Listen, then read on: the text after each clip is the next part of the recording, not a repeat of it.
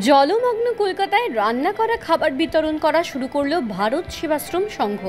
টানা বর্ষণ এবং ভরা কোটালের জেরে গঙ্গার জলস্তর বেড়ে যাওয়ায় গোটা কলকাতা শহর কার্যত জলমগ্ন। বালিগঞ্জের ভারত সেবাশ্রম সংঘের প্রধান কার্যালয়েও সেই জলের কবলে। রান্নাঘর থেকে আশ্রম প্রাঙ্গণ সর্বত্রই জল থই থই। তবুও থেমে থাকেনি মানব সেবার কাজ। জমা জলের মধ্যেই বড় বড় হাঁড়িতে খিচুড়ি রান্না শুরু করেন সংঘের সন্ন্যাসী ও স্বেচ্ছাসেবকরা।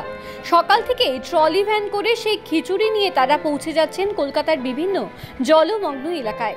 আটকে পড়া ও দুর্গত মানুষের হাতে পৌঁছে দেওয়া হচ্ছে ত্রাণের খাবার।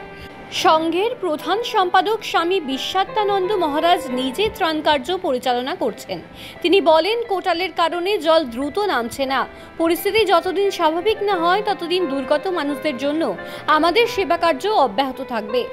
শহর জুড়ে দুর্দিনে ভারত সেবাশ্রম সংঘের এই উদ্যোগে স্বস্তির নিঃশ্বাস ফেলছেন বহু মানুষ।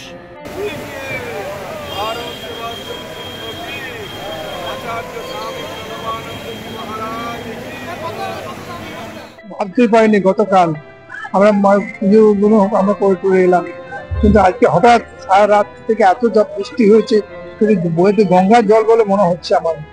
আর ভয়াবহ আমাদের বালিগঞ্জ আসছে, ভারত ডুবে গেছে, পুরো একতলা স্টোর সব ডুবে জল হয়ে গেছে, জলমগ্ন। আমরা ওখান থেকে চাল ডাল সব সারা রাত 3টের সময় থেকে তুলেছি, রান্না করে খাওয়াচ্ছি লোকজনকে। আমরা জামের লেনে প্রচুর লোককে খাওয়ালাম, এখন কিছু দিচ্ছি এখন আমাদের, কিন্তু আমাদের রান্নার উনুন করে সব ডুবে রয়েছে। তা সত্ত্বেও আমরা দোতলাতে নিচে নিয়ে গিয়ে রান্না করছি। আমরা দোতলা পাই রান্না করে খাবার দেবো, খেতে পারি। সদস্য লোক আশ্রম খেতে দাঁড়িয়ে আছে খাবার দাবার।